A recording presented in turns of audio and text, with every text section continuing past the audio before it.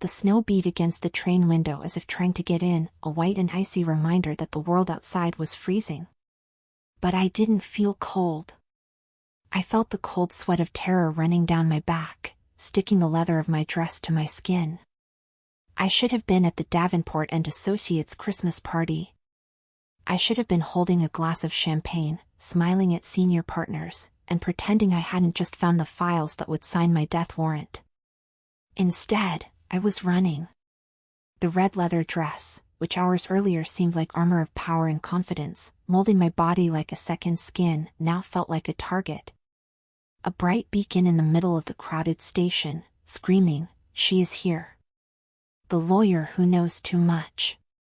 I pushed the heavy door to the first-class car, my high heels unstable on the vibrating metal floor of the moving train. The corridor was strangely silent, a stark contrast to the chaos in my mind. My breath came in short, painful gasps. I had no suitcase. Just my handbag and the flash drive hidden inside my bra, burning against my skin more than the leather of the dress. Just act naturally, Valentina, I thought, repeating the advice I gave my clients before a deposition. Straighten your back. Chin up. You are the best defense attorney in New York. No one knows you are falling apart. But I knew. I advanced down the corridor, looking for an empty cabin. Any place to hide until the train left the city, until I was out of reach of Marcus and his cleaners. I looked back. The door at the end of the car opened. A man in a beige coat entered, looking side to side. My lungs seized. I didn't know if he was one of them, but I couldn't afford to find out. I opened the door to the nearest cabin without knocking and threw myself inside, closing it quickly behind me and leaning my forehead against the cold wood, praying the lock would hold. Normally, people knock before invading my private space. The voice was deep, low, loaded with an authority that made the hairs on the back of my neck stand up, not from fear, but from something primitive. I turned slowly, my heart beating in my throat. He was sitting by the window, a glass of whiskey on the table in front of him reflecting the Christmas lights blurring past outside. He didn't look surprised. He looked bored, until he saw me. He was devastating. That was the only word. Impeccable gray suit, white shirt open at the collar revealing a strong neck. He had a dark, trimmed beard that outlined a jawline that looked like it had been carved from granite. His eyes were dark, intense, and fixed on me with surgical precision. On his wrist, a large dark watch caught the dim light of the cabin. I recognized that model. Limited edition. The type of watch that cost more than my entire student debt. I'm so sorry, I stammered, my confident lawyer voice reduced to a whisper. I thought it was empty. I just need, please, just a minute. I brought my hand to my chest, trying to calm my heart. The red dress rose and fell with my irregular breathing. I knew what I looked like, a woman dressed to kill, about to die of fright. The man didn't move. He brought his hand to his chin, stroking his beard thoughtfully, his eyes sweeping my body from top to bottom. It wasn't a lecherous look, though I felt the heat of it. It was an evaluation. He was calculating my value, my danger, my story. You are running, he declared. It wasn't a question. No, I lied. The habit of the profession. I'm just indisposed. The swaying of the train. He arched a thick, dark eyebrow. You're a lawyer, aren't you? Or maybe a politician. I can see the lie on your tongue before you even speak. And that dress. He made a vague gesture with the hand holding the glass. It's not travel wear. It's the outfit of someone who left somewhere in a hurry. Footsteps sounded in the corridor. Heavy. Slow. I froze. The man in the beige coat. The stranger in front of me noticed my reaction. The boredom in his eyes disappeared, replaced by a sharp, lethal focus. He looked at the door, then at me, huddled against the wood. The footsteps stopped right in front of our cabin. The handle turned. I held my breath, my eyes filling with tears I refused to shed. I had no weapon. I had no plan. The law wouldn't protect me here. The man in the gray suit stood up. He was tall, imposing, occupying the entire space of the small cabin. In a fluid motion, he was in front of me, blocking my view of the door, blocking the view of whoever was on the other side. He opened the door abruptly. The man in the corridor stepped back, surprised. "Can I help you?" The stranger's voice sounded like distant thunder. Calm, but promising violence.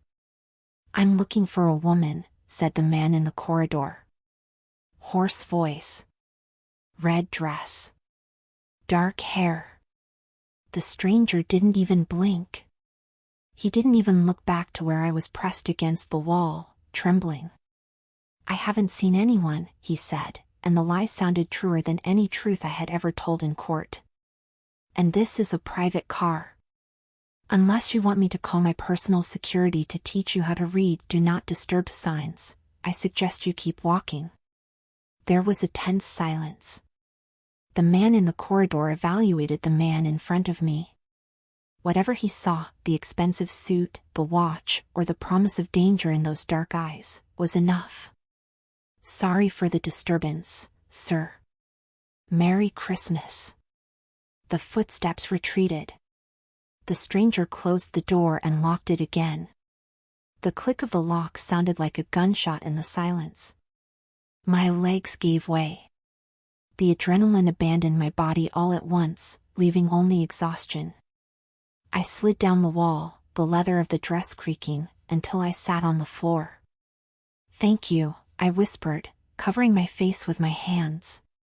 I felt a presence before me. He crouched down, getting on my level, without worrying about creasing the expensive suit.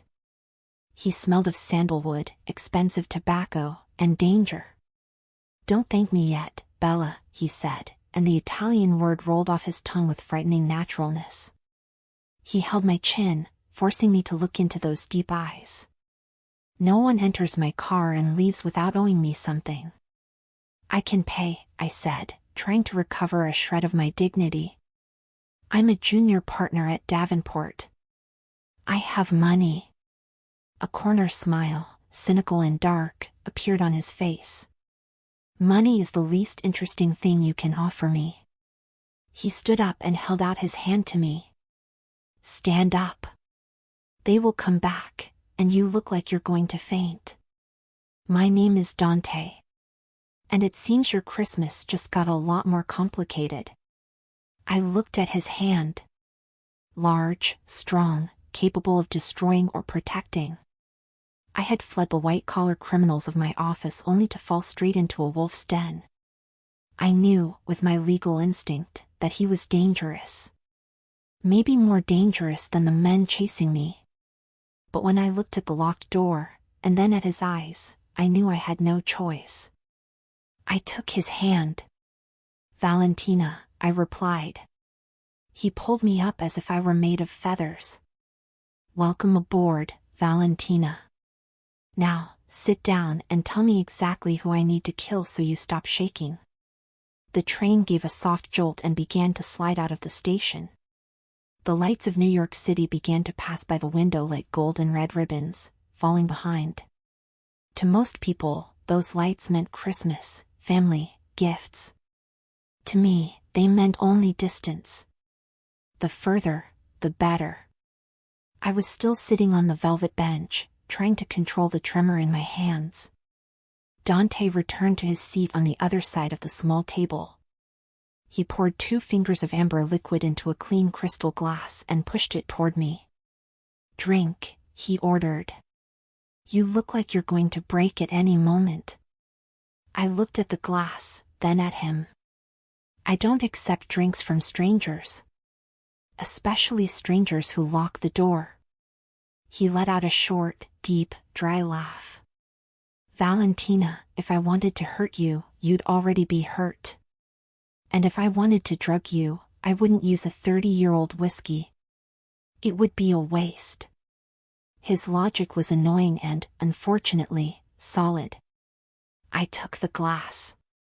The smell of strong alcohol hit my nose, but the first sip went down burning in a comforting way, warming the ice that seemed to have settled in my stomach. Better? He asked, leaning back and crossing his long legs.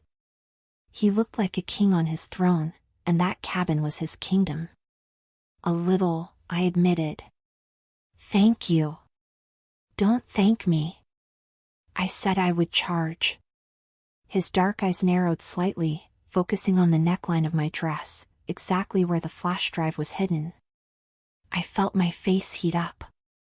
So, what did you steal? Money? Diamonds?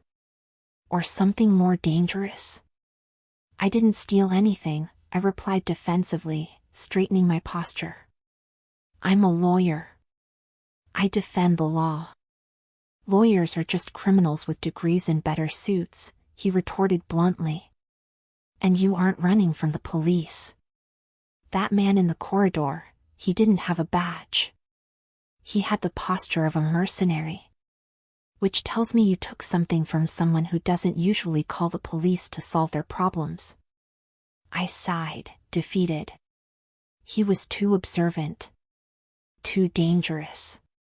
Information, I confessed, lowering my voice even though the door was locked. Evidence. The firm where I work. Davenport and Associates, they aren't just defending white-collar criminals. They are laundering money for a cartel. And I found the digital paper trail. Dante's expression didn't change. Not a muscle moved. Davenport, he repeated the name as if it had a bad taste in his mouth. Marcus Davenport. A small man with ambitions that are too big. Do you know him? I asked, surprised. I know his type. Dante swirled the liquid in his glass. He thinks he can play with sharks without getting wet. The problem is, when you swim with sharks, Valentina, you end up becoming food. He leaned forward, invading my personal space.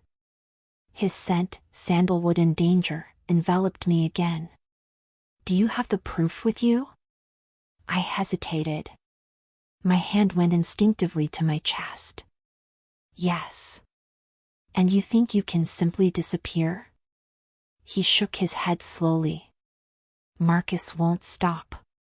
He will send every bloodhound he has after you.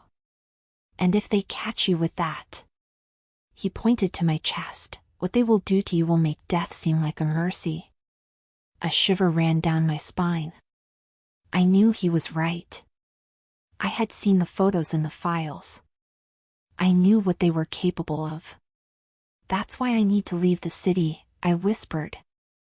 I have a contact at the FBI in Chicago. If I can get there. Chicago is far, Dante interrupted. And this train has many stops.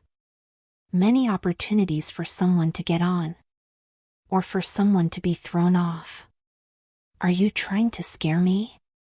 I challenged, trying to find a bit of my usual courage. I am trying to make you face reality, avocado. He smiled, but the smile didn't reach his eyes. You entered the wolf's den seeking shelter from the storm. The question now is, what do you have to offer the wolf in exchange for protection? I said I have money, I insisted. And I said I don't want your money. He stood up again, and the cabin seemed to shrink. He took 2 steps and stopped beside me. I had to tilt my head back to look at him. He reached out and, with a touch that was shockingly delicate, brushed his knuckles against my cheek. My breath caught in my throat. The touch was hot, electric. Marcus Davenport owes me something, Dante murmured, his voice now a low growl, almost intimate. He crossed a line with me a few months ago. A deal that went wrong. I was waiting for the right moment to collect. He looked deeply into my eyes. You and that flash drive, you might be exactly the weapon I needed. Fate has an interesting sense of humor. So you're going to help me? I asked, hopeful and terrified at the same time. To get revenge on him? I will help you get to Chicago, he agreed. I will keep Marcus's dogs away from my car. But in exchange... He paused, letting the silence increase the tension. In exchange? I prompted. In exchange, the flash drive is mine first. I see what's on it. I use what I need to destroy Marcus. And only then do I hand it to you for your friend at the FBI. That's blackmail, I protested. That is negotiation, he corrected. It's the business world, Valentina.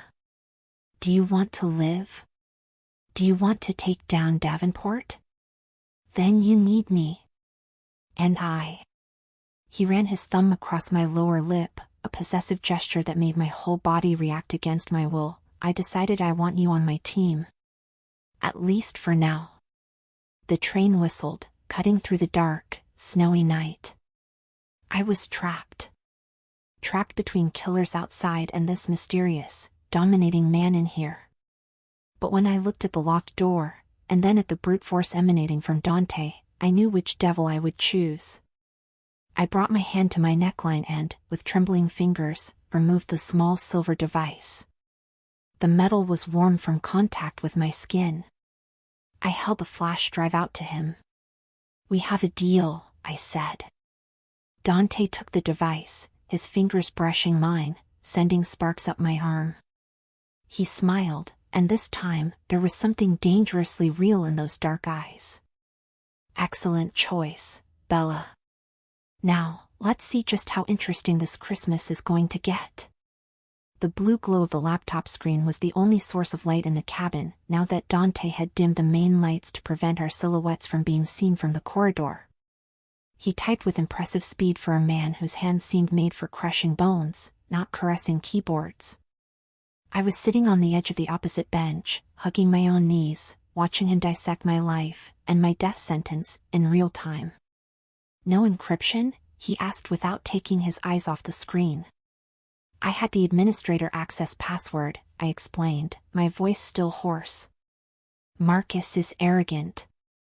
He uses the same password for everything since 2010. The date of birth of his first wife. The one he accidentally ran over. Dante let out a low sound, a mix of scorn and appreciation. Arrogance is what kills kings, Valentina. Remember that. He clicked on a file. The silence stretched for agonizing minutes. Only the rhythmic sound of the train wheels on the tracks and the howling of the wind outside filled the space. I could see the reflection of the data scrolling in his dark eyes. Suddenly, his posture changed. The calculated indifference vanished. He leaned forward, eyes narrowed. Caso. He whispered. This isn't just money laundering, avocado. I know, I murmured. Influence peddling. Bribery of federal judges. No, he cut me off, turning the laptop toward me. Look here. This transaction. Project Borealis. I squinted to read the complex spreadsheet. I saw that. It looked like a shell company for imports. It is a gun-running route, Dante said, his voice as cold as the ice outside. Guns that were used in an ambush against one of my warehouses in Jersey last month. 3 of my men died. I swallowed hard. The gravity of the situation had just quadrupled. I wasn't just running from corrupt lawyers. I was in the middle of a gang war. Marcus Davenport supplied the guns? I asked, feeling the nausea return. Marcus financed the purchase, Dante corrected. He closed the laptop with a soft but definitive snap. Which means he isn't just a financial nuisance. He is a blood enemy. He looked at me, and for the first time, I saw something beyond calculation. I saw a contained fury, burning like embers.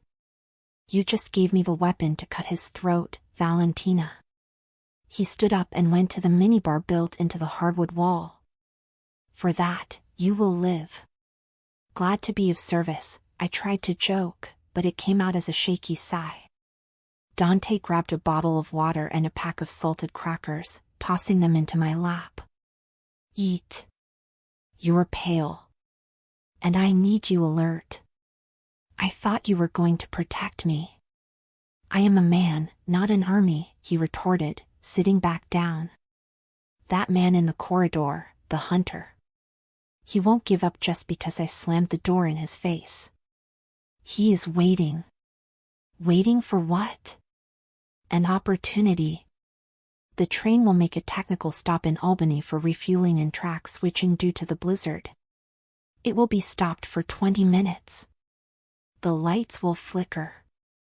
Security will decrease. I looked at the digital clock on the wall. 40 minutes to Albany. What will we do? I asked. Dante analyzed me. His eyes roamed the red leather of my dress, the stiletto heels, the perfectly brushed dark hair that was now a bit messy. The problem is that you dress to be noticed, Valentina. In any room you enter, all eyes go to you. That red dress is a beacon. I felt my face burn. I was going to a Christmas party. I didn't plan a tactical escape. Stand up, he ordered. I obeyed, cautious. Dante began to unbutton his gray suit jacket. My heart raced. What are you doing? He ignored my question, took off the jacket, and threw it over the bench. Next, he began unbuttoning the cuffs of his impeccable white shirt. Dante? My voice faltered. Relax, Bella. I'm not going to take your payment that way. Not here, at least. He took off the shirt, revealing a torso covered by a tight black t-shirt that outlined defined muscles and some old scars. He held out the white dress shirt to me. It was still warm from his body. Put this on. Wear it over the dress. It will cover the red. Let your hair down to cover your face. Take off those ridiculous heels. They're Louboutins, I protested weakly, holding the shirt. They are anchors if you need to run, he countered. Put it on. Now. I turned my back to him, although I knew it was a useless gesture in such a small space, and put on the shirt. It was huge on me, the Egyptian cotton fabric smelled of him in an overwhelming way. I buttoned it quickly, covering the scandalous red leather. The shirt hit the middle of my thighs. When I turned back, Dante was watching me. There was a pause in his gaze, a moment where he didn't seem to be seeing a lawyer or a problem, but just a woman wearing his clothes. The tension in the air shifted, becoming thicker, heavier. Better, he said, his voice a shade raspier. Now you look less like a socialite and more, mine. The word mine echoed in the cabin. Suddenly, the train's PA system crackled. Attention passengers. Due to the severe blizzard ahead, we will be reducing speed before arriving in Albany. We apologize for the delay. The cabin lights flickered once. Twice. And then went out completely. We were in total darkness. I felt a strong hand grab my arm and pull me. In a second, I was pressed against the wall, and Dante's warm, solid body was pressed against mine, covering me, protecting me. Shoo, he whispered in my ear, his beard grazing my temple. He is in the corridor. I held my breath. In the silence of the darkness, I heard the unmistakable sound of something metallic scratching the lock of our door. The hunter hadn't waited for Albany. He was here now. And the only thing between me and him was the man whose heart I could feel beating calmly against my back. The sound of the lock yielding was the loudest noise I had ever heard in my life. A dry metallic click that echoed in the darkness of the cabin like a cannon shot. I felt Dante's muscles stiffen against my back. He wasn't tense with fear, it was the tension of a steel spring being compressed, ready to fire. "Stay behind me," he whispered, his voice so low I felt the vibration in my chest more than I heard the words. "Don't make a sound. Don't move, no matter what happens." The door slid open slowly. A black silhouette was outlined against the dim emergency light coming from the corridor. The hunter. He entered cautiously, a bulky shape in a beige coat. I could see the metallic glint of a silencer on the end of the gun he was holding. He took a step inside, the gun sweeping the empty space where Dante had been sitting minutes ago. "Ms. Romano," the hoarse voice called, low and mocking. "We know you're in there. Don't make this difficult." He took another step, entering fully into the dark cabin. That was his mistake. Dante moved. It wasn't a bar fight. There were no screams, no clumsy punches. It was an execution of brutal efficiency. Dante stepped out of the shadows behind the door like a specter. His left hand shot out, grabbing the wrist of the man holding the gun, twisting it with a sickening crack of breaking bone. The gun fell to the carpeted floor with a muffled thud. Before the hunter could scream, Dante's right forearm wrapped around his neck in a rear naked choke. The man struggled violently, his feet kicking the air, hands scratching uselessly at Dante's iron arm. I pressed myself further against the wall, covering my own mouth with both hands to stifle a scream, eyes wide in the darkness, trying to process the silent violence happening a meter away from me. It lasted maybe 30 seconds. The hunter's movements slowed. Then, ceased. Dante didn't let him go immediately. He held the inert body for a few more seconds, ensuring the threat was neutralized, before letting him slide silently to the floor. Silence returned to the cabin, broken only by Dante's slightly accelerated breathing. "Valentina." He called my name in the darkness. His voice was calm. Frighteningly calm.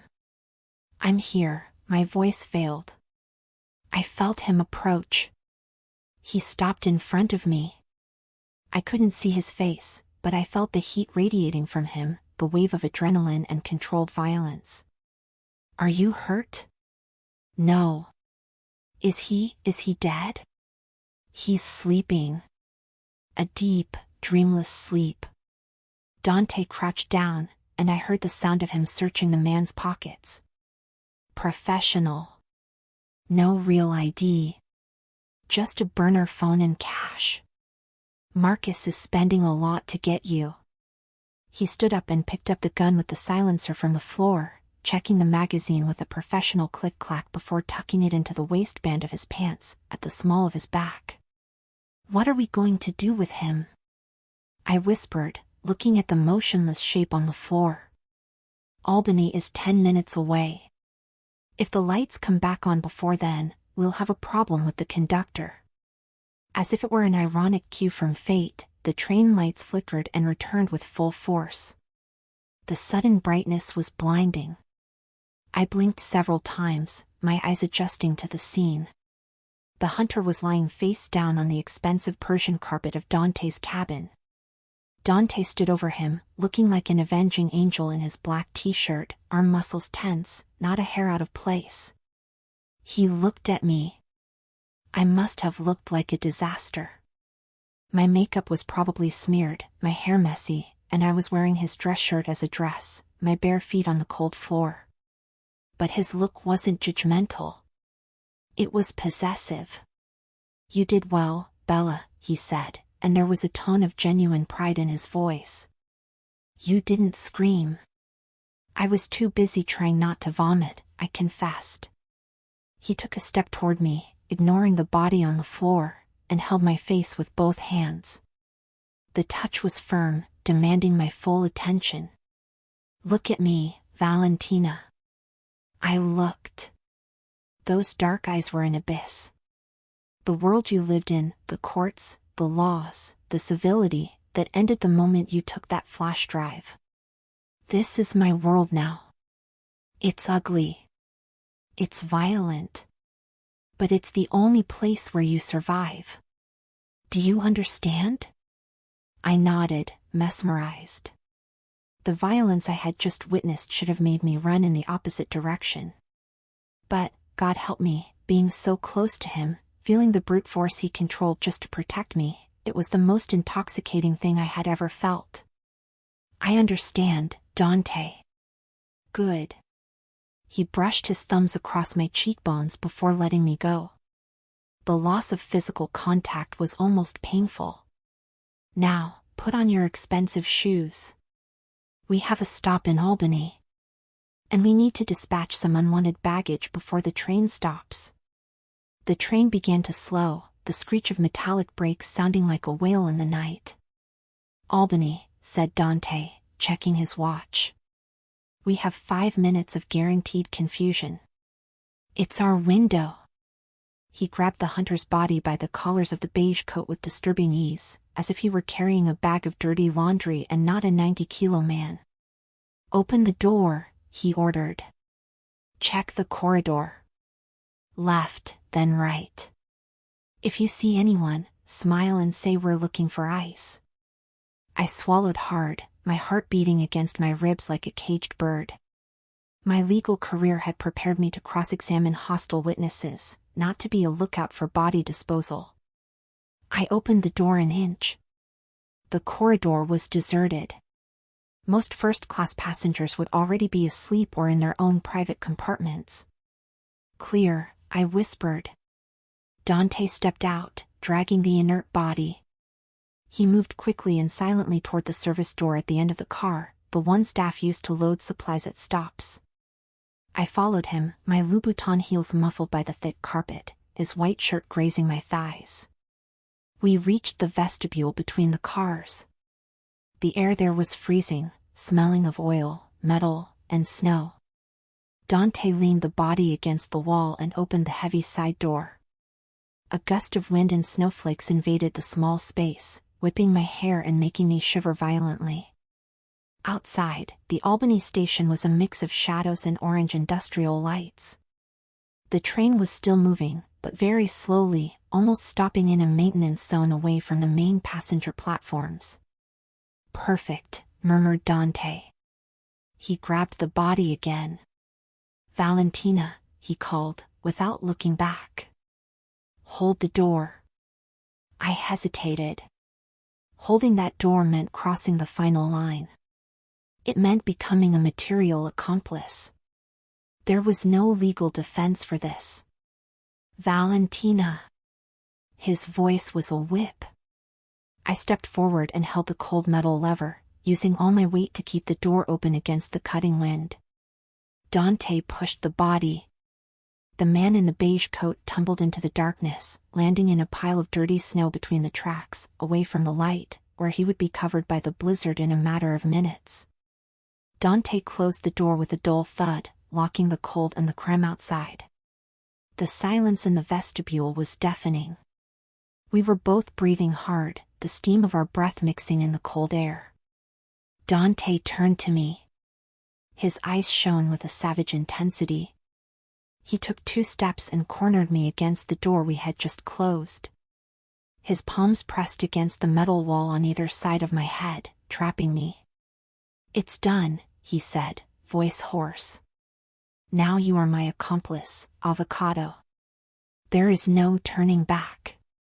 I had no choice, I whispered, trembling. I didn't know if from the cold or his proximity. There was always a choice, he corrected, leaning in until our lips were millimeters apart. You could have screamed. You could have run.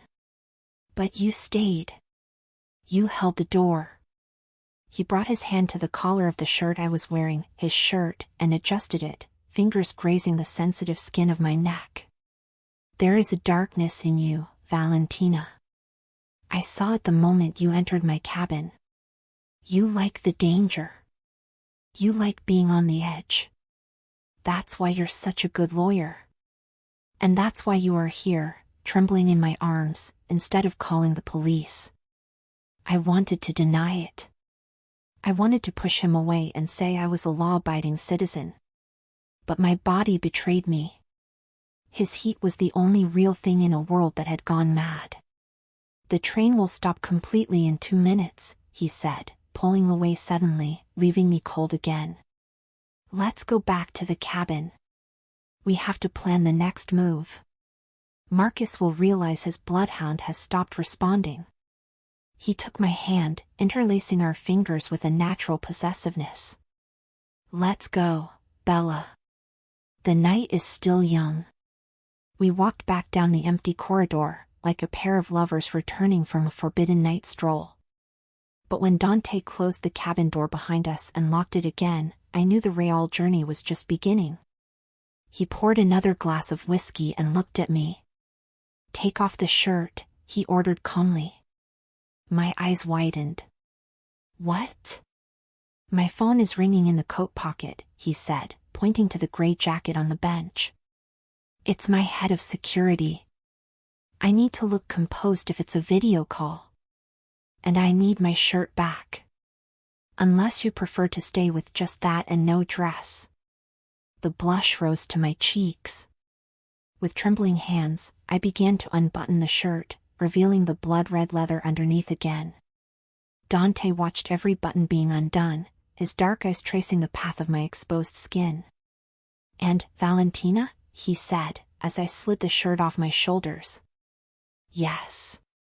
Never say again that you had no choice.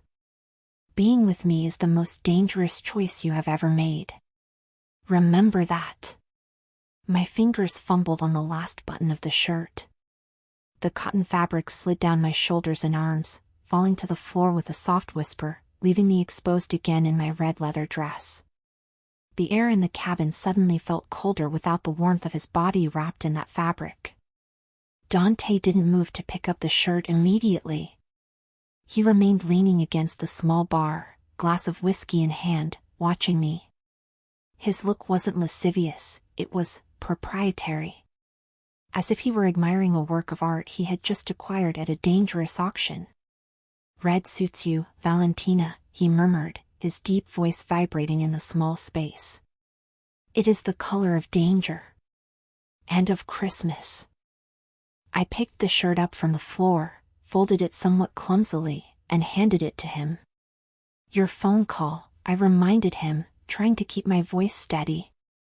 He took the shirt, our fingers brushing again. That small electric shock was becoming familiar, addictive. He put it on quickly, buttoning it with military efficiency, covering the tattoos and scars, transforming back into the ruthless businessman in the gray suit.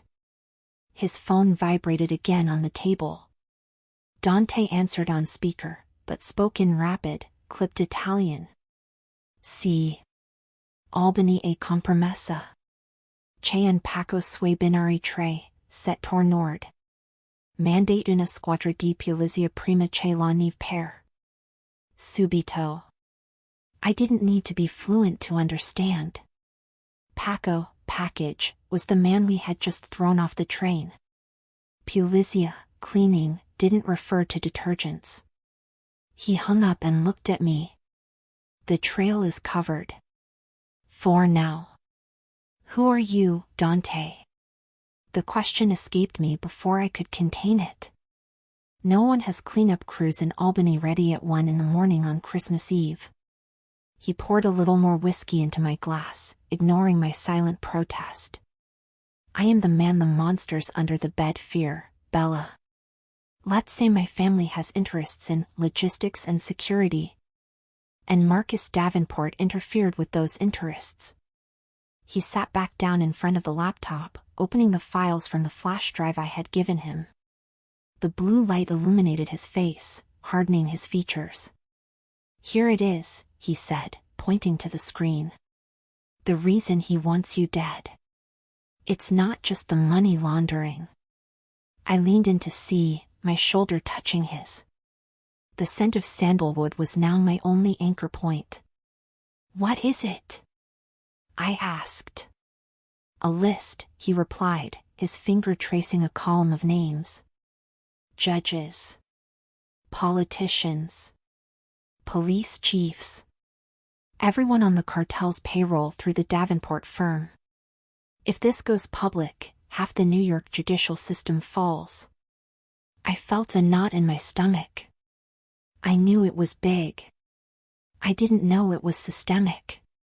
That's why the FBI can't help you in New York. Dante turned to me, inches from my face. They have moles in there. If you had gone to the local police, you would have been dead in a cell before dawn. Reality crashed down on me like a cinder block. I had nowhere to go. My career, my reputation, my faith in justice, everything was smoke. So what do I have left? I whispered, feeling tears prick my eyes for the first time since entering that train. I have no life to go back to. Dante reached out and, with his thumb, wiped away a solitary tear that escaped. His skin was rough, warm. You have me, he said. It wasn't a romantic promise. It was a statement of fact. We made a deal, Valentina. You gave me the weapon to destroy my enemy. In exchange, I give you a new life. A life as a fugitive? A life as a protégé. He closed the laptop. When we get to Chicago, my team will take you to a safe house. You will stay there until I dismantle Davenport's empire, brick by brick. And then? He looked me in the eyes, and I saw something complex deep down. Desire? Loneliness? Then, avocado, we'll see if you still want to return to your world of law and order. Or if you've discovered you like the chaos by my side better. The train whistled, gaining speed, tearing through the snowy night. I was sitting next to a killer, planning the fall of a criminal empire, dressed like a femme fatale. And, frighteningly, the idea of returning to my beige, safe office seemed the least attractive option in the world. I'm hungry, I said suddenly, adrenaline giving way to a basic human need. Dante smiled. A true smile this time, which reached his eyes and made my heart skip a beat. I have panettone and caviar in the minibar. A strange combination, I know. But it is Christmas. Sounds perfect, I replied, smiling back. As he cut the cake, the snow beat against the window, but inside that locked cabin, with the scent of danger and promises in the air, I felt strangely, and dangerously, at home. I never imagined my last supper, or the first of my new life, would consist of dry panettone and $500 a tin beluga caviar, served on a wooden table in a moving train. This is a culinary abomination, I commented, watching Dante spread the shiny black roe over a piece of the sweet bread with candied fruits. It is contrast, Valentina, he corrected, handing me the piece. The sweet and the salty. The sophisticated and the common. Like the two of us. I accepted the food, hesitant. Hunger won over gastronomic prejudice. I bit down. The taste was strange, explosive, and surprisingly good. Or maybe it was just the whiskey taking effect on my exhausted brain. Dante watched me eat with that predatory intensity that seemed never to switch off. He didn't touch the food immediately. He contented himself with swirling the crystal glass, eyes fixed on my lips. Why did you do it? He asked suddenly, his low voice cutting through the sound of the wind outside. I wiped a corner of my mouth with my thumb. Do what? Eat your weird food? Steal the flash drive. He leaned back, the shadow of his beard hiding part of his expression. You could have ignored it. You could have continued being the star lawyer, drinking champagne at firm parties, buying expensive shoes, and sleeping soundly. Why risk your life for an Excel spreadsheet? I put the rest of the bread on the table. The question hit an exposed nerve. Because I couldn't sleep, I confessed, voice weak. I defended a man 6 months ago. A businessman accused of fraud. Davenport assured me he was innocent. I believed it. I used every legal trick I knew to free him. I looked at the darkness of the window. 2 weeks after being released, he killed a key witness in another case. A 19-year-old girl. I turned my gaze back to Dante. Her blood wasn't on his hands. It was on mine. I used the law as a weapon to protect a monster. When I found the files, when I realized the firm knew who he was from the beginning, I couldn't be an accomplice again. Dante remained silent for a long moment. The train swayed heavily, fighting against a gust of lateral wind, but he didn't even blink. Conscience, he murmured, as if the word were a foreign language. It is a dangerous thing, avocado. Conscience makes you hesitate. And hesitation kills. Do you have no conscience? I challenged. I have codes, he replied coldly. I have loyalty to my own. I have rules. But I don't lose sleep over the bad men I eliminate. The world is a jungle, Valentina. Either you are the hunter, or you are the prey. You decided to stop being prey tonight. That I respect. He leaned forward and, in a movement that caught me off guard, picked up a crumb of panettone that had fallen into my cleavage, fingers brushing the exposed skin above the red leather. My whole body tensed up. My breath stopped. And I respect courage, he continued, his voice now a soft growl, eyes fixed on mine. Entering the wolf's den dressed as Little Red Riding Hood takes courage or madness. Maybe a little of both, I whispered. Definitely both. The moment stretched, charged with a tension that went far beyond physical danger. There was a magnetic attraction between my need for justice and his gray morality. Suddenly, the cabin lights flickered again, but didn't go out. The train slowed significantly. We are losing speed, noted Dante, his attention shifting from me to the window in a millisecond. The snow must be blocking the tracks ahead. Is that bad? It means we could be stuck in the middle of nowhere. Easy targets if Marcus has sent someone else to intercept the train at the next crossing. He stood up, the pistol magically appearing in his hand, coming from the waistband of his pants. Try to sleep, Valentina. Lean back there. Sleep? Are you kidding? You just said we could be easy targets. And I am here, he said, with an arrogance so absolute it was almost comforting. No one touches what is mine. And as long as you are in this cabin, under my protection, you are mine. He turned off the main light, leaving only the dim reading light on the table. Close your eyes, he ordered, sitting near the door, the gun resting casually on his leg, gaze fixed on the corridor. I'll keep watch. Exhaustion was a physical, crushing weight. Despite the fear, despite the gun, despite the killer sitting 2 meters from me, my eyes grew heavy. The whiskey, the food, and the warmth of the cabin conspired against me. I curled up on the velvet bench, pulling his gray coat, which was still there, to cover me like a blanket. It smelled of him. The last thing I saw before falling asleep was Dante's silhouette, motionless like a granite statue in the gloom, guarding the door. My personal monster, keeping the other monsters away. I woke with a strange feeling of stillness. The rhythmic swaying of the train had disappeared, replaced by a muffled, white silence. I opened my eyes slowly. My neck was stiff, body sore from the uncomfortable position on the velvet bench. The first thing I saw was Dante's gray coat covering me. The second was Dante himself. He was no longer standing watch by the door. He was sitting on the opposite bench, elbows resting on his knees, hands clasped, watching me. The stubble gave him a rougher, more dangerous look in the pale morning light coming through the window. Merry Christmas, Valentina, he said, voice hoarse from lack of sleep. I straightened up, pulling his coat up to cover my shoulders, feeling vulnerable and crumpled.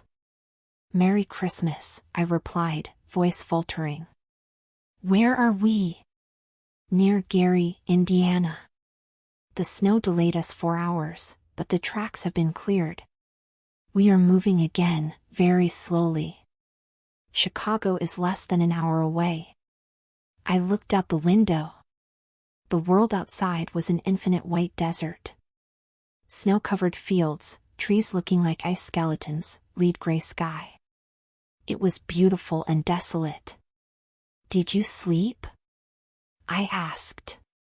"Wolves don't sleep when there are sheep to guard," he replied enigmatically. He stood up and handed me a steaming cup of coffee. The smell of caffeine was the best Christmas present I could have received. "Drink. You need to wake up. Arrival at Union Station is going to be exposed." I accepted the coffee, warming my hands on the ceramic. "What happens in Chicago?" "My team will be waiting on the platform."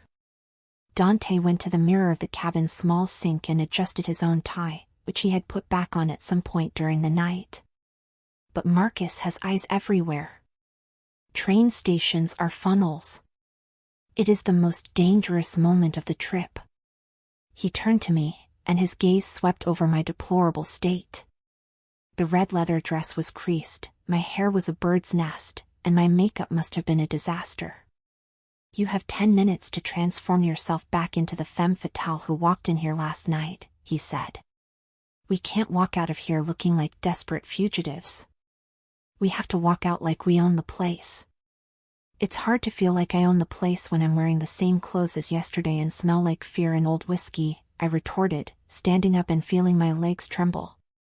Dante approached. Instead of a sarcastic response, he reached out and, with surprising gentleness, adjusted a lock of my hair that fell over my eyes. "Fear keeps you alive, Bella. And as for the smell..." He leaned in, inhaling near my neck. My heart raced so fast I was afraid he would hear it. "You smell like me. That is enough to keep most predators away." He stepped back before I could react or melt. "The flash drive," he said, pointing to the inner pocket of the jacket I was wearing. "It stays with you until we reach the safe house. If we get separated at the station..." "Separated?" Panic set in instantly. "You said you wouldn't leave me." "If the shooting starts, Valentina, I will be the primary target. They will try to isolate me. If that happens, run to the black car waiting at the Canal Street exit. The license plate is 666. Easy to remember." "The number of the beast?" I asked, incredulous. "The devil is in the details." He winked, a rare gesture of dark humor. "Now, go get ready. We have a disembarkation to make." I locked myself in the tiny bathroom. I washed my face with freezing water, trying to reduce the puffiness in my eyes. I used my fingers to comb my hair the best I could and touched up the red lipstick I had in my purse. When I looked in the mirror, I saw a different woman from the one who had boarded in New York.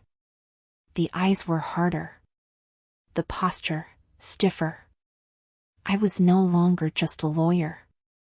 I was a survivor. When I came out, Dante already had his gray overcoat on, posture impeccable. He looked at me and approved with a short nod. "Ready?" "Ready," I lied. The train began to break again, this time with the finality of arrival. Through the windows, the tall buildings of Chicago began to appear through the snow, gray and imposing. "Remember," said Dante, stopping with his hand on the cabin door handle. "Head up. Cold gaze. You are with me. No one touches you." "No one touches me," I repeated, like a mantra. The train stopped with a final jolt and a hiss of steam. Union Station was bustling, even on Christmas morning. People with suitcases, gifts, reunion hugs. Dante opened the door. The noise of the station invaded our private sanctuary. He stepped out first, his large body creating a shield. Then he held out his hand to me. "Let's go, Valentina." I took his hand. We stepped out into the corridor and then onto the freezing Chicago platform. The air was cutting, much colder than in New York. Dante didn't let go of my hand. On the contrary, he squeezed it tightly, pulling me to his side as we walked through the sea of people. His eyes didn't stop, scanning every face, every column, every shadow. We were halfway down the platform when he stopped abruptly. His body became a stone wall. I followed his gaze. At the end of the platform, near the exit stairs, there were 3 men standing. They weren't wearing security uniforms. They wore identical black overcoats and looked directly at us. Dante let out a slow sigh. "Looks like Santa brought coal this year," he murmured. "Hold on to me, Valentina. Don't stop walking." "Is that them?" I whispered. "No." His hand slid to his back, to where I knew the gun was hidden. "These are mine. But the fact that they are so tense means we aren't alone here." Dante started walking again, but the pace was now predatory. We were walking into a trap or salvation, and on Christmas morning, the line between the two seemed to have disappeared completely. The air in Union Station was charged, not with Christmas spirit, but with static electricity. As we walked toward the 3 men in black overcoats, Dante's Praetorian Guard, the world around me seemed to go into slow motion.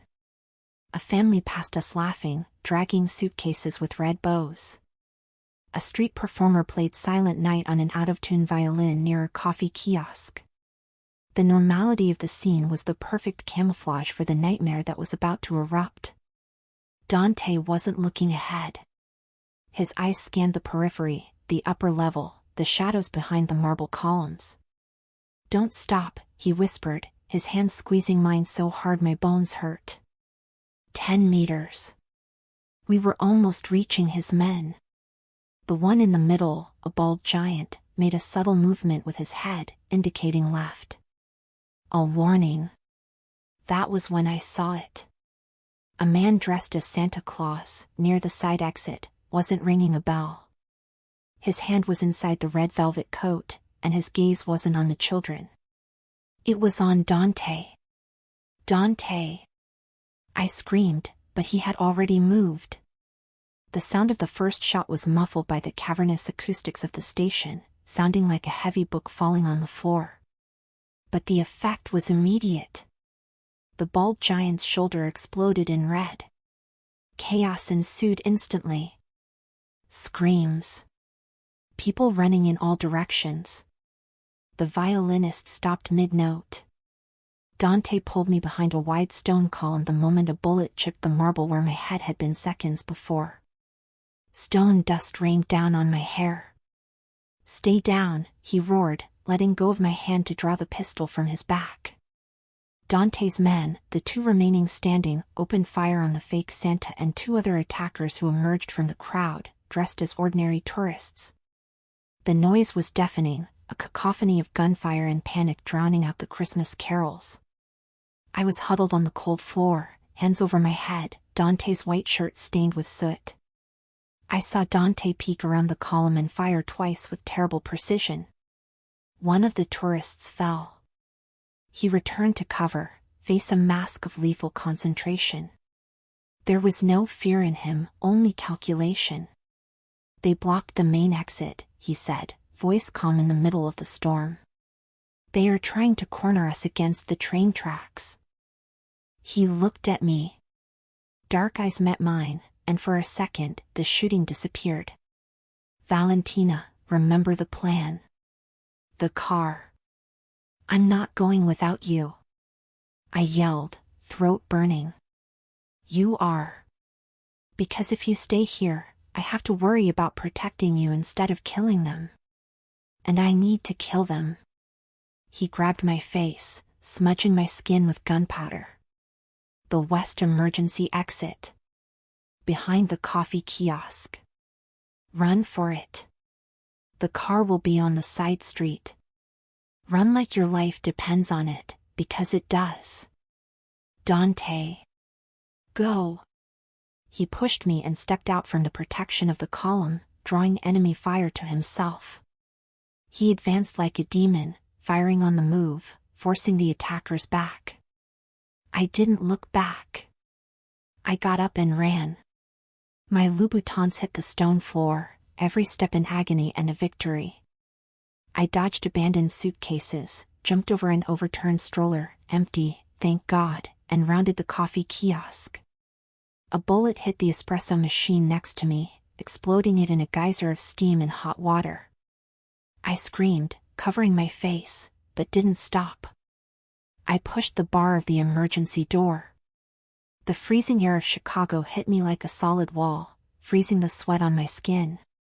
I was in a side alley, covered in dirty snow and trash. The sound of police sirens began to be heard in the distance, approaching fast. I looked frantically at the street. There it was. A black sedan, armored, engine running, releasing white smoke from the exhaust. The license plate shone under the light of a street lamp, 666. I ran toward the car, slipping on the ice, heart pumping so fast it felt like it would explode. The back door opened before I arrived. I dove into the warm leather seat, gasping, shaking uncontrollably. "Where is Mr. Raldi?" asked the driver, a man with a scar on his face who didn't look back, keeping his eyes on the mirrors. He stayed. I couldn't finish the sentence. Guilt crushed me. I had left him. The alley door opened again with a bang. I held my breath, expecting to see the fake Santa or the police. But it was Dante. He was running, the gray overcoat flapping behind him like a cape. There was blood on the white shirt, my shirt, the one he gave me, was with me, but his black t-shirt was intact. No, there was blood on the sleeve of his coat. He reached the car and threw himself into the seat next to me, slamming the door. "Drive," he shouted. The driver floored the accelerator. The car skidded in the snow and shot down the side street, tires finding traction and launching us away from the station, away from the sirens, away from death. I fell back into the seat, adrenaline abandoning me, replaced by hysterical crying I couldn't contain. Dante pulled me to him immediately. His good arm wrapped around me, crushing me against his hard chest. He smelled of gunpowder, sweat, and winter. "It's okay," he said, voice a bit breathless, but steady. "We're out. We got them." I lifted my head, touching his arm where the gray fabric was darkened with blood. "You're hurt. Graze." He didn't even look at the wound. His eyes were on me, checking every inch of my face, my body. "And you? Did they touch you?" "No." I sobbed, clutching the lapel of his coat. "I thought you had died. I thought. I told you I am the man the monsters fear, Valentina." He rested his forehead on mine, closing his eyes for a moment. "And I don't die on Christmas Eve. I have a promise to keep." The car sped down the deserted highway, leaving the city behind. Outside, snow fell softly, covering the trail of blood we had left. But in there, in the dark and warmth, I knew the real war had just begun. And I had already chosen my side. The car ride was a blur of highway lights and tense silence. The snow was falling harder now, turning the world outside into a white vortex that seemed to want to erase our existence. I couldn't take my eyes off Dante's arm. Dark blood had already soaked the sleeve of the gray overcoat and was starting to drip onto the immaculate leather of the car seat. "We need a hospital," I said, breaking the silence. My voice sounded strangely calm, that clinical calm that precedes total panic. "No," replied Dante, without opening his eyes. His head was resting on the seat, hard profile outlined by the occasional highway lights. "Hospitals require police reports. Police reports leave digital trails. And digital trails bring more men dressed as Santa Claus with machine guns. You are bleeding a lot. It's superficial. The bullet went through the muscle, didn't hit bone or arteries. I've had worse paper cuts." It was an obvious lie, told to calm me, but I wasn't going to argue with an armed and wounded man in a moving car. The vehicle exited the highway and turned onto a secondary road lined with tall trees heavy with snow. We drove for another 20 minutes, heading deep into rural darkness, far from the lights of Chicago. Finally, giant iron gates appeared in the middle of nowhere. The driver rolled down the window, typed a code into a snow-covered panel, and the gates opened slowly. The safe house wasn't a cabin. It was a dark stone mansion, isolated in the middle of a private forest, overlooking a frozen lake that looked like a black mirror under the moonlight. It looked like a Gothic fortress. The car stopped in front of the main entrance. "Enzo," said Dante to the driver as he opened the door with his good arm. "Stay in the guardhouse. No one enters without my direct authorization. If the Pope shows up, shoot first and ask for a blessing later." "Si, capo." Dante got out of the car. I followed him, the cutting wind piercing the thin shirt I was wearing. Snow got into my shoes, freezing my feet, but I barely felt it. We entered the house. The entrance hall was huge, cold, and smelled of old wood in disuse. Dante typed another code into a panel on the wall and the lights turned on, revealing furniture covered by white sheets, like ghosts waiting. "Central heating will take an hour to heat all this up," he said, voice a bit weaker now. He began taking off the overcoat with difficulty. "There are fireplaces in the main living room and the master bedroom." I stepped forward before he could protest and helped him take off the heavy coat. The weight of the blood-soaked fabric in my hands made my stomach turn. Underneath, the gray suit was ruined, and the white shirt, well, now it was red. "Sit down," I ordered, pointing to a sofa that was still covered by the sheet. I pulled the fabric down, raising a cloud of dust. He looked at me, one eyebrow arched. "Are you giving me orders, Valentina? I am acting as your lawyer. If my client dies of stubborn medical negligence, I lose my fees." "Sit down. Where is the first aid kit?" A tired smile touched his lips. He sat down, and I saw the momentary relief on his face. "Kitchen. Cabinet above the fridge. There is whiskey in the study, second door on the left. Bring both." I ran. The kitchen was modern, industrial, contrasting with the rest of the house. I found a metal first aid box that looked like it had come from a war zone, not a pharmacy. I grabbed it, ran to the study to grab a bottle of bourbon and 2 glasses, and returned to the living room. Dante had already taken off his tie and unbuttoned his shirt with his left hand. His right shoulder was exposed. I held my breath. It wasn't a paper cut. The bullet had torn through the biceps flesh, leaving an ugly, deep groove that bled slowly but steadily. "Okay," I murmured, opening the box. My hands were shaking, but I forced them to stop. "I know how to do this. I took a first aid course in college." "First aid for what?" "Paper cuts and hangovers," he teased, but accepted the glass of whiskey I handed him. He drank half in one gulp. "This is going to sting," I warned, soaking gauze in disinfectant. "Do your worst, avocado." I pressed the gauze to the wound. Dante didn't scream. Didn't even moan. He just closed his eyes tightly, neck muscles bulging like steel cords, and his left hand squeezed the arm of the sofa until the wood creaked. I cleaned the blood carefully, heart aching to see the torn flesh. The intimacy of the moment was overwhelming. I was touching his blood, caring for the body that had put itself in front of bullets for me. "Why?" I asked quietly, as I began to bandage his arm with precision.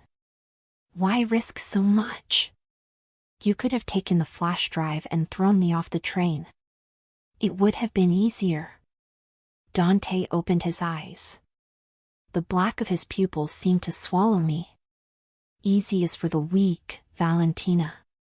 And I don't discard what has value. I have value because I have the proof against Marcus." He reached out his left hand and held my chin, smudging my skin with a trace of his own blood. In the beginning, yes. His voice dropped, hoarse and intense. But when I saw you hold that door on the train, when I saw you run through bullets without looking back, you stopped being an asset. You became an equal. I finished the dressing and secured it with a metal clip. An equal? I repeated, breath hitching. A queen on the chessboard, he corrected. The most dangerous piece in the game. And the only one the king cannot lose. He pulled me to him. I didn't resist. I fell to my knees between his legs, my hands resting on his muscular thighs. The heat radiating from him was the only warm thing in that freezing house. Are we safe here? I asked, needing to hear the lie, if necessary. For tonight, yes. The snow will cover the car tracks. No one knows about this house except Enzo and me. He ran his fingers through my disheveled hair. We are alone, Valentina. Isolated from the world. Just the two of us and the ghosts of this house. Outside, the wind howled like a wounded beast. But inside, with the smell of antiseptic, whiskey, and blood in the air, I felt a strange peace. So, I whispered, looking at his lips. What do we do now? Dante leaned in, face inches from mine. Now, Bella, we survive Christmas night. And tomorrow we start the war. The cold in the main room became a physical presence, biting the exposed skin of my legs and seeping into my bones. The adrenaline that had kept me warm during the escape and medical treatment was evaporating, leaving behind only uncontrollable tremors. Dante noticed.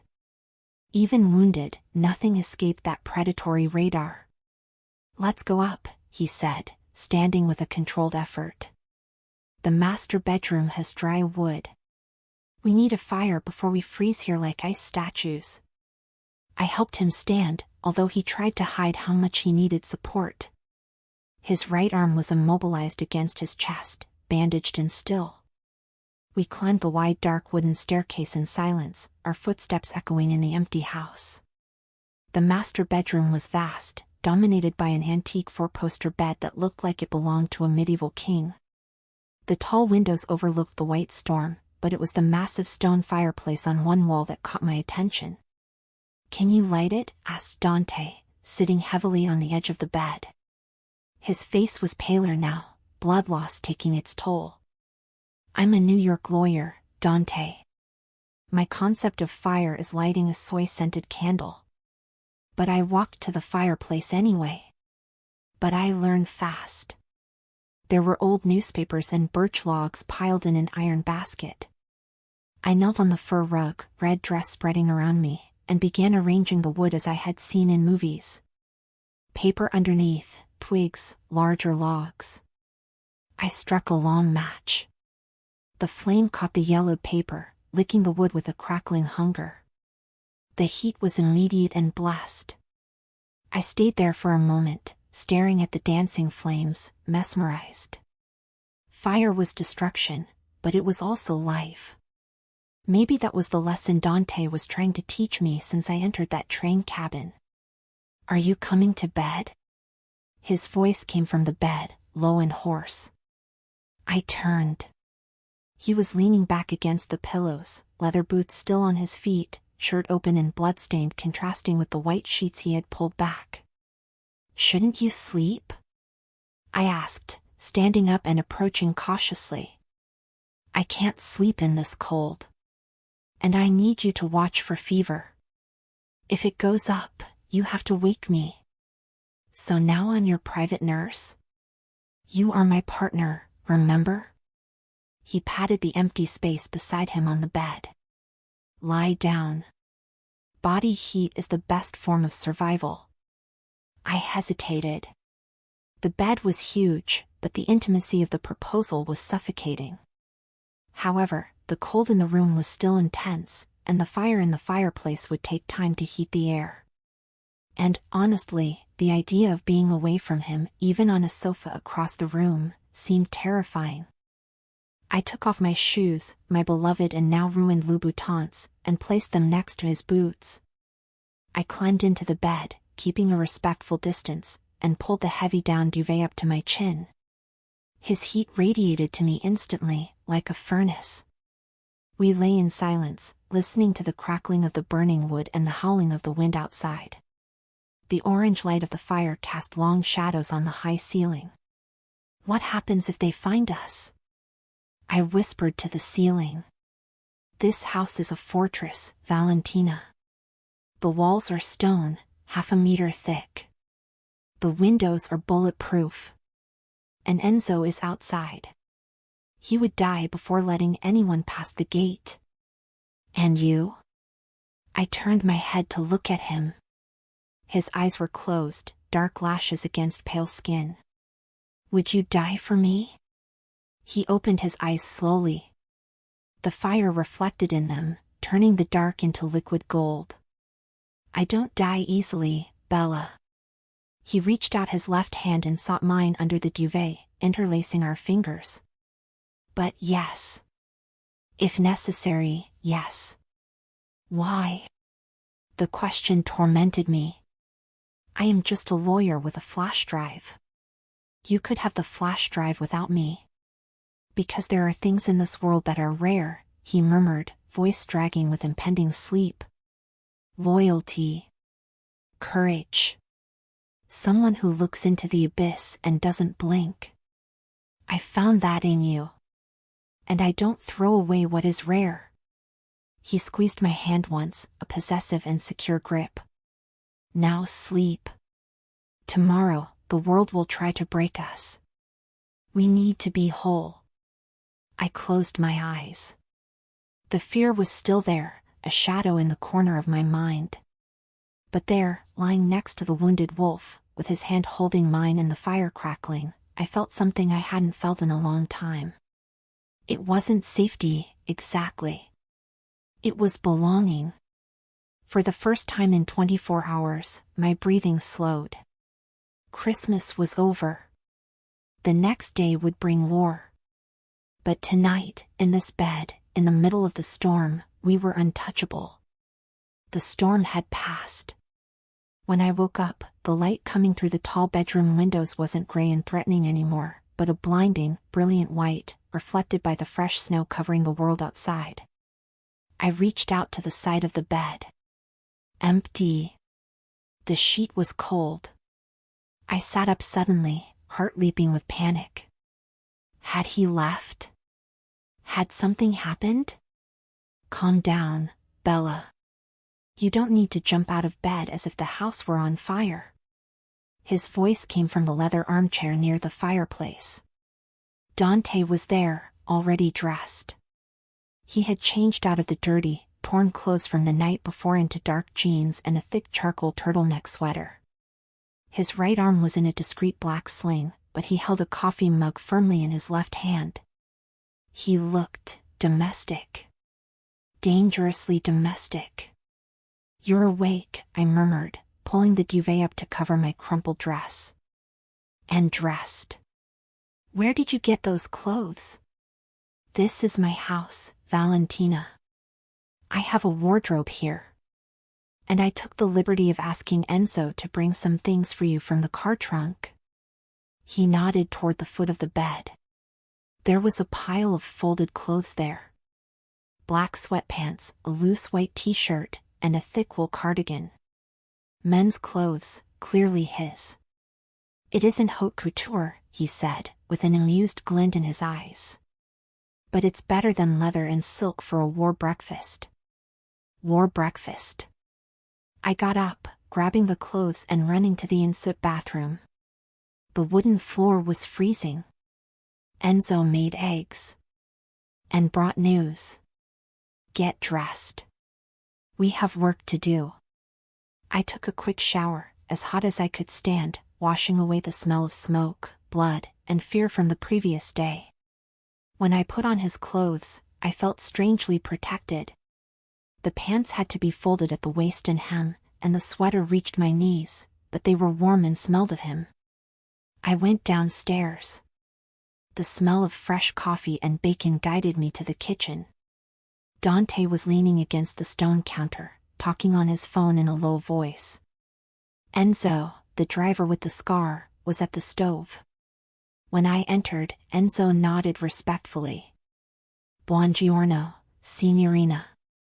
Good morning, I replied, feeling like an intruder in that masculine, silent dynamic. Dante hung up the phone and looked at me. His gaze lingered on my figure wrapped in his clothes. Looks better on you than on me, he commented, pulling out a high stool for me to sit on. Eat. You need energy. Enzo placed a plate of scrambled eggs and toast in front of me. I ate voraciously.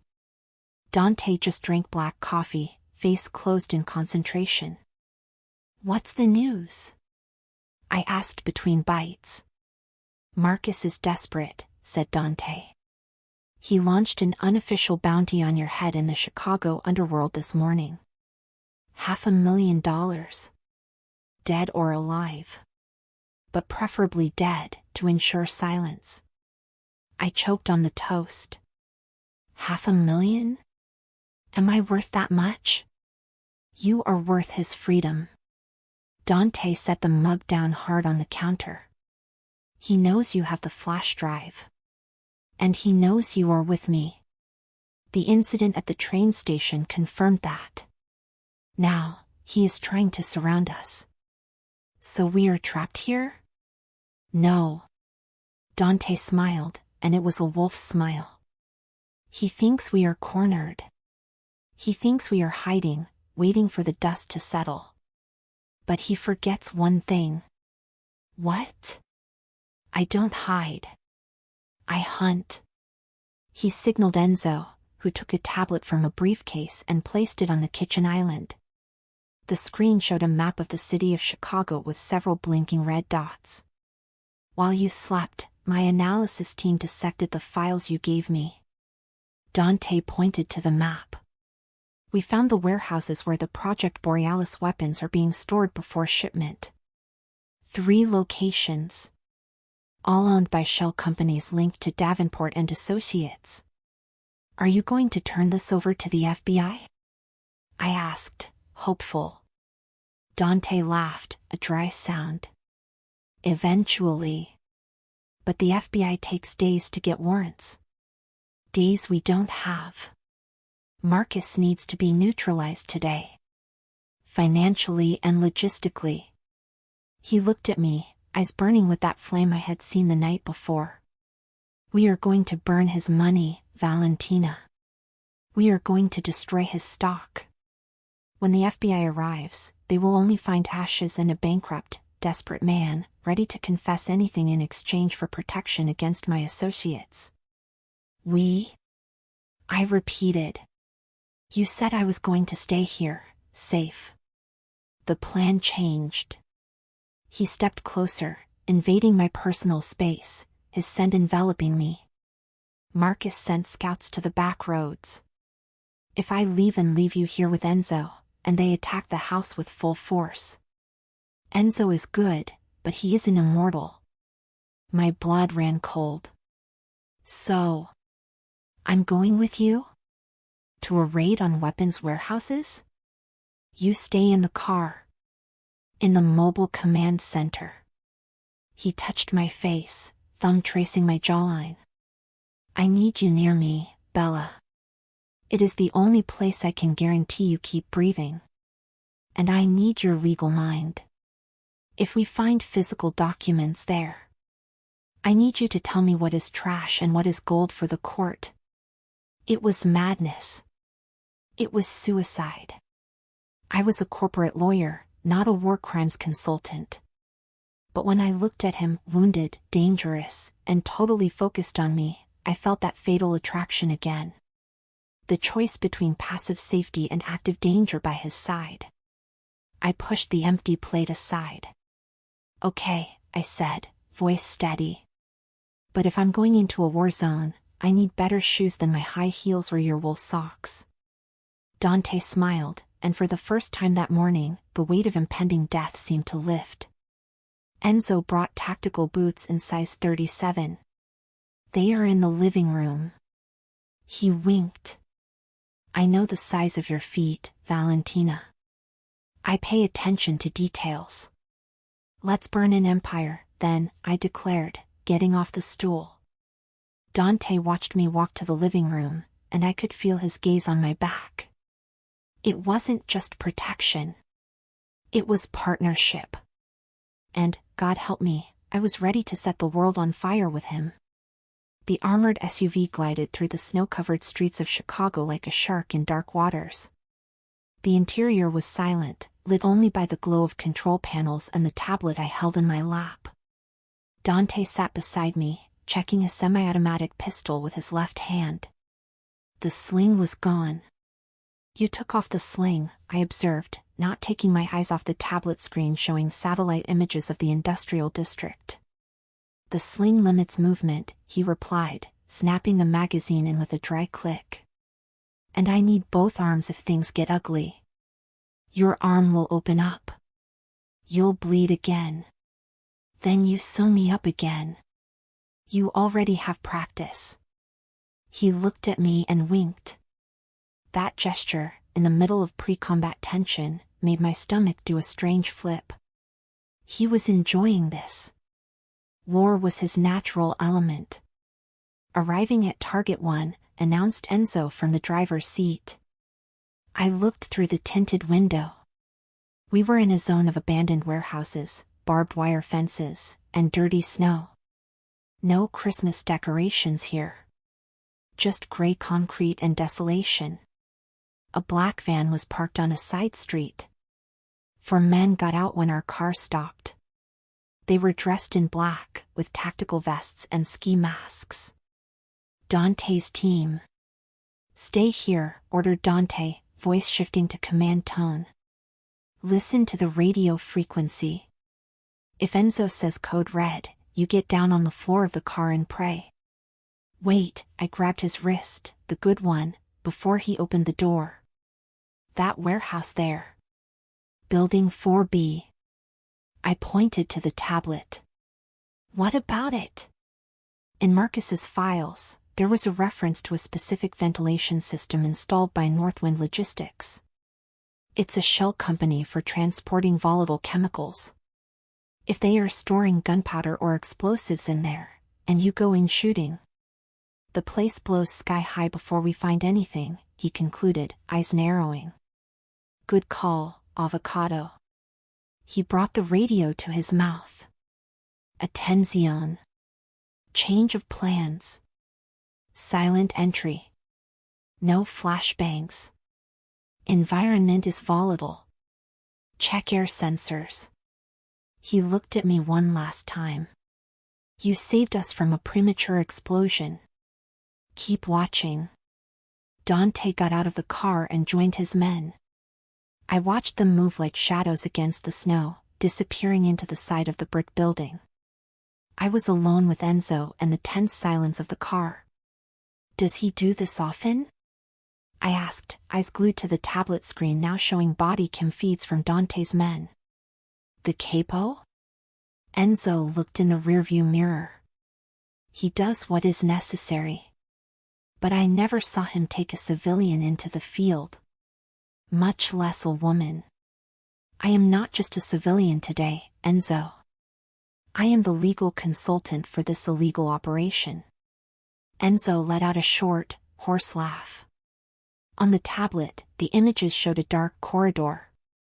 Wooden crates stacked to the ceiling. The breathing of the men could be heard over the audio. Visual contact, Dante's voice sounded on the radio. 3 guards. Armed. Ground level. I saw the image shake. 2 shots muffled by silencers.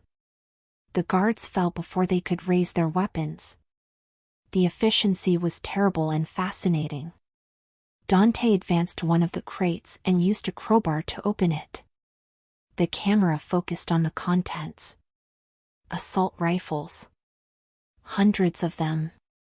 And, next to them, boxes marked with hazard symbols. C4 plastic explosives. Bingo, whispered Dante. Valentina, are you seeing this? I am, I replied, pressing the talk button on the radio. That is military-grade material.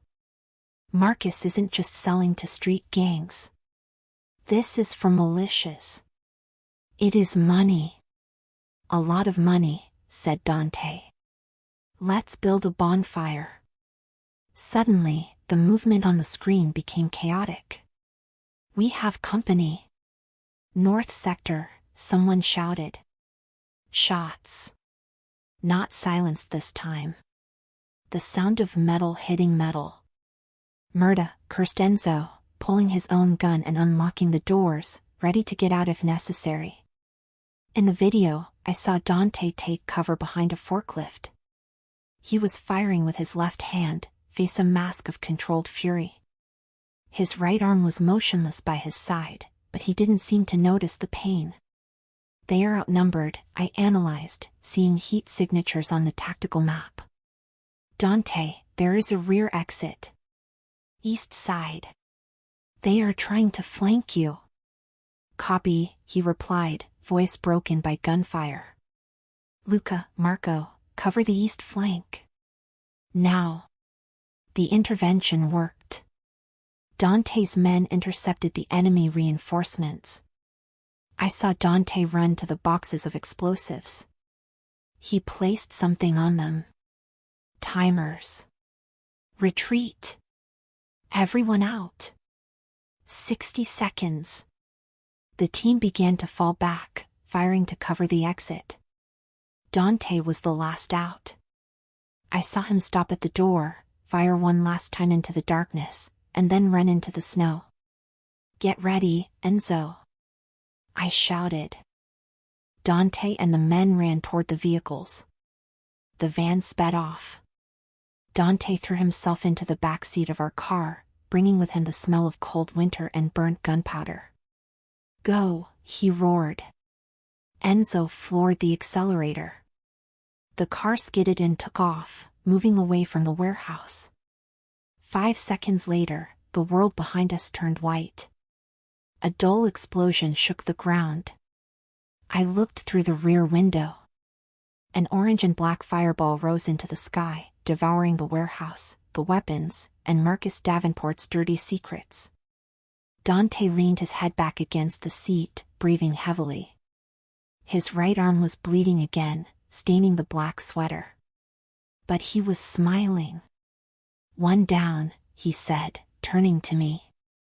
His eyes shone with the reflection of the distant flames. And you were my eyes, avocado. Good call on the east flank. I said I learned fast, I replied, adrenaline making my hands shake again. He reached out his left hand and held the back of my neck, pulling me into a brutal and desperate kiss. It tasted of victory and danger. Don't get too comfortable, he murmured against my mouth. The night is still young. And we still have 2 targets. The car sped into the Chicago night, leaving behind the ashes of the first strike. I didn't know if we would survive until dawn, but in that moment, burning in the fire of that private war, I had never felt so alive. The second target fell with less spectacle, but equal efficiency. It was a distribution center disguised as a packaging factory on the south side. This time, there were no cinematic explosions. Just a surgical strike, power cut, rapid invasion, and destruction of the servers controlling the trafficking logistics. When Dante returned to the car, the snow in his hair was mixed with ash. He wasn't smiling anymore. His face was pale, skin stretched over prominent cheekbones, and the movement to enter the vehicle was stiff, painful. 2 down, he said, voice hoarse. 1 to go. Enzo pulled away, the SUV engine purring low. The clock on the dashboard read 3 in the morning. Christmas night was bleeding into the dawn of the next day. Let me see the arm, I demanded, holding out my hand. It's fine, he lied, leaning his head against the cold glass of the window. Dante. I used the tone I reserved for stubborn judges. Don't make me forcefully search you. He let out a tired sigh and turned his body toward me. The makeshift dressing I had made at the mansion was soaked. Fresh blood stained the black sweater, glistening under the city lights passing outside. You are losing a lot of blood, I murmured, concern turning into a cold knot in my throat. You can't go into the third target like this. You will faint before firing the first bullet. The third target is not a warehouse, Valentina. He opened his eyes, and the darkness in them was deep. It is the ivory tower. Marcus's private office downtown. It is where he keeps the original physical files. The backups that aren't in the cloud. And it is where he is now, hiding like a cornered rat. He knows we are going there. Of course he knows. It is an invitation. He is waiting. Dante's phone vibrated on the center console. An unknown number. Dante looked at the screen and then at me. Speaking of the devil. He answered and put it on speaker. The sound filled the silent cabin of the car. Raldi, Marcus Davenport's voice was unmistakable. Cultured, smooth, but with a tremor of hysteria at the edges. You are very loud for a businessman. And you are very careless for a lawyer, Marcus, replied Dante, casual tone, as if discussing the weather. Did you like the fireworks? I thought they suited the festive season. You destroyed a decade of work. My partners, the Colombians, they aren't happy. That is your problem. I warned you not to touch my routes. You thought you could use my ports without paying the tax. Now, you are paying with interest. I have men all over the building, hissed Marcus.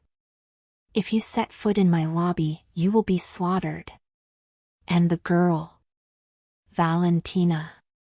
Tell her that her breach of confidentiality is going to cost her much more than her license. I felt a shiver run down my spine, but Dante's hand found mine in the dark, squeezing tightly. Valentina doesn't work for you anymore, Marcus. She was promoted. Now she works for the winning team. There are no winners here, Dante. Just corpses. Come. I am waiting for you on the top floor. Bring the flash drive. Maybe we can negotiate her life. The call dropped. Silence returned to the car, heavier than before. It is a trap, I said, the obvious hanging in the air. He has an army in there. Yes, agreed Dante. A frontal entry would be suicide. So what are we going to do?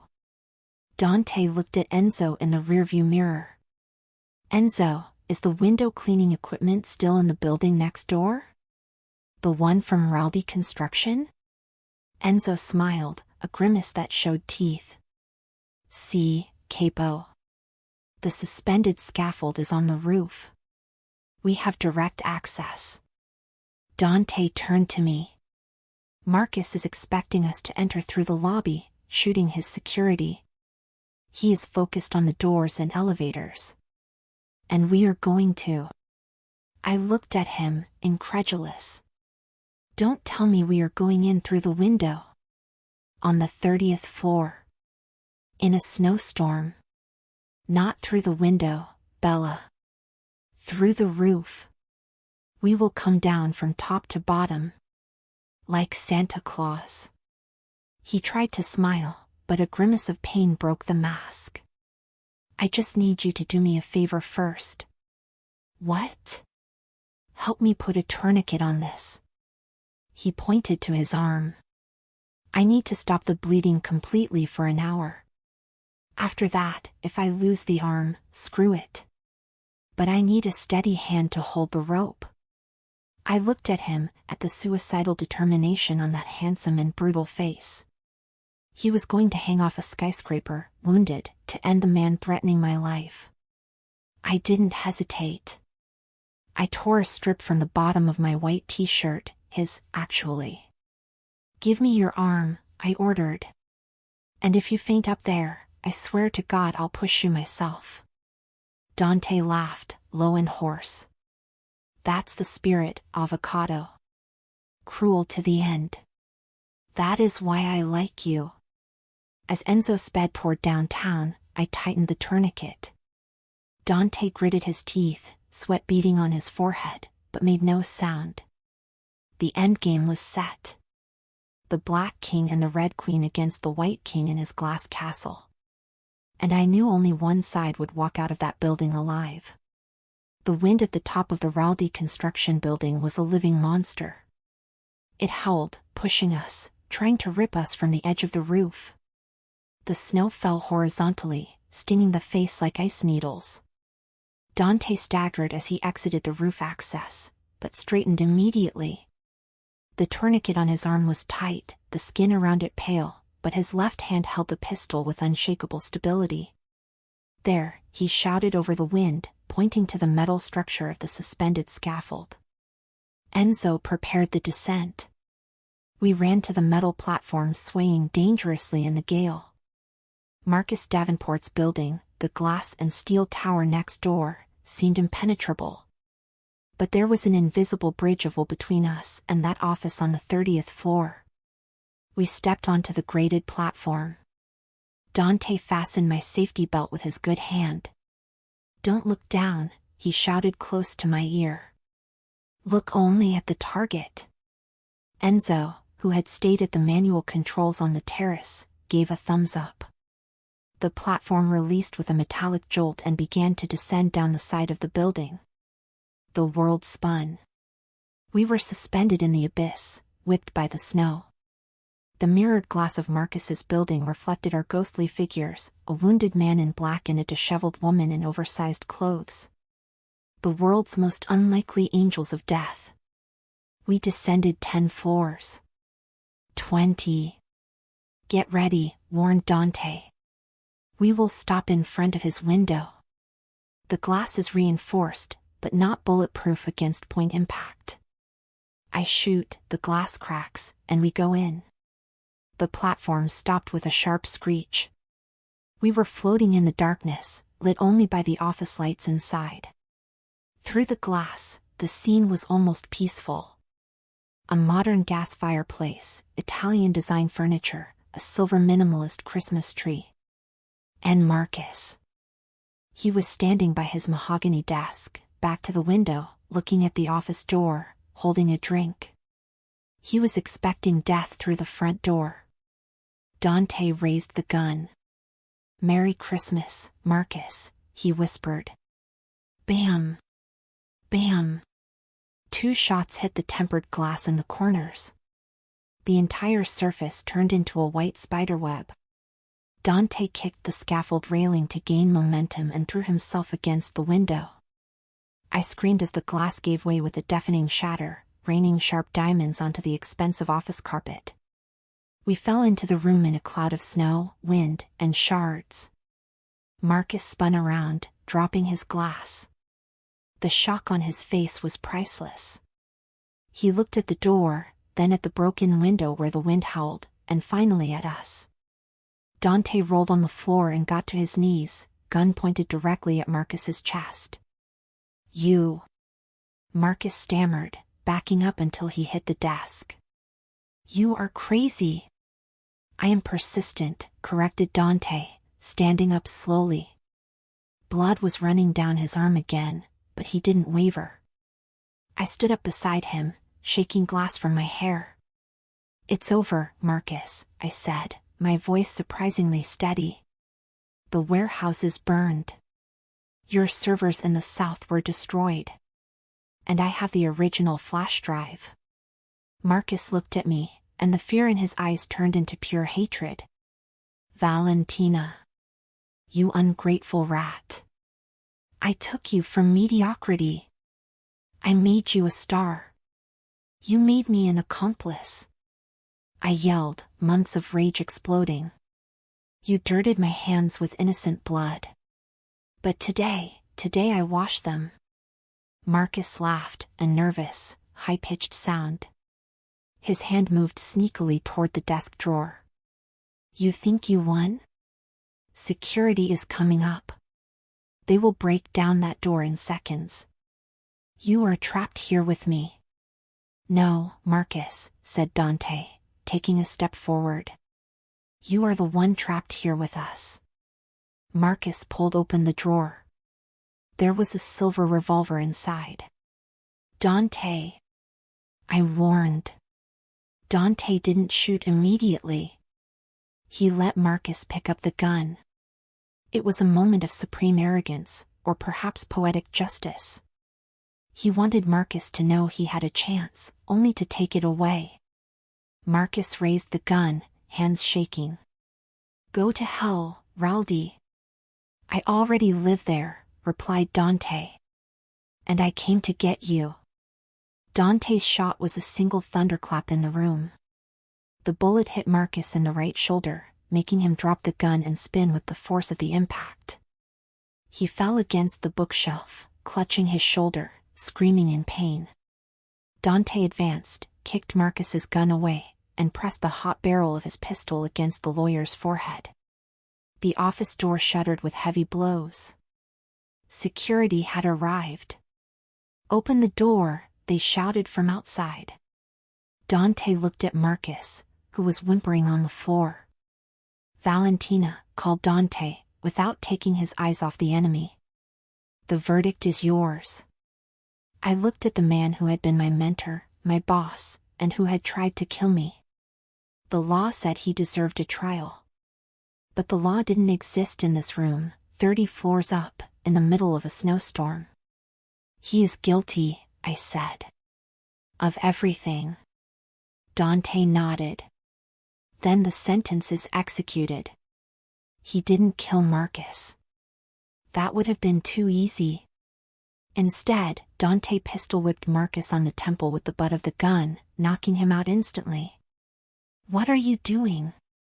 I asked, confused. Dante went to Marcus's desk, picked up the lawyer's phone, and tossed it to me. Call your contact at the FBI in Chicago. Tell them Marcus Davenport is unconscious in his office, surrounded by physical evidence. With a signed confession, he took the flash drive from my pocket and placed it in Marcus's inert hand, and illegal weapons in his warehouses. And us? The pounding on the door was getting more violent. The wood was starting to crack. Dante walked to me. Despite the blood, exhaustion, and violence, he smiled. That smile that had started everything on the train. We are going to disappear. He grabbed my waist with his good arm. The scaffold is still outside. We're going down 30 floors? I asked, feeling vertigo return. Better than facing a firing squad in the corridor. Do you trust me, Bella? I looked at the door that was about to give way. I looked at Marcus, defeated and destroyed on the floor. And then I looked at Dante. My wolf. My savior. My destiny. With my life, I replied. We climbed out the broken window into the howling cold of dawn. Dante signaled up, and the platform began to descend, taking us into the darkness of the street below, far from the lights, the sirens, and the law. Epilogue. The sun rose over Lake Michigan, painting the ice pink and gold. We were sitting on the hood of the car, on a deserted road by the lake. The snow had stopped. The world was silent and clean. Dante had his arm treated again by Enzo's emergency kit. He was smoking a cigarette, looking at the horizon. I was leaning on his shoulder, wrapped in his coat. It's over, he said. The news says the FBI raided the building. They found Marcus and the files. He will spend the rest of his life in a federal cell, if the cartel partners don't get him inside first. And us? I asked, watching the smoke ring rise into the cold air. I am officially an unemployed lawyer and a fugitive. Dante turned to me. He ran his hand through my hair, removing the last tiny shard of glass. You aren't a fugitive, Valentina. My legal team, the legitimate one, will handle your immunity as a key informant. You are going to be a heroine. I don't know if I want to be a heroine. It seems lonely. Then be something else. He tossed the cigarette away and held my hand. Be the king's advisor. The wolf's partner. Be the woman who tamed the storm. I smiled, feeling the warmth of the rising sun on my face. The old life of Louboutin shoes and safe boardrooms seemed like a distant dream. The new life, dangerous and uncertain beside this man, seemed like the only truth. I accept the position, I replied. But on one condition. What? He asked, amused. Next Christmas, we stay home. No trains, no guns, no snow. Just me, you, and a fireplace. Dante laughed, and the sound was free and light, without shadows for the first time. He pulled me into a long, deep kiss, sealing our pact under the Christmas morning light. Verdict accepted, avocado. Verdict accepted. The end.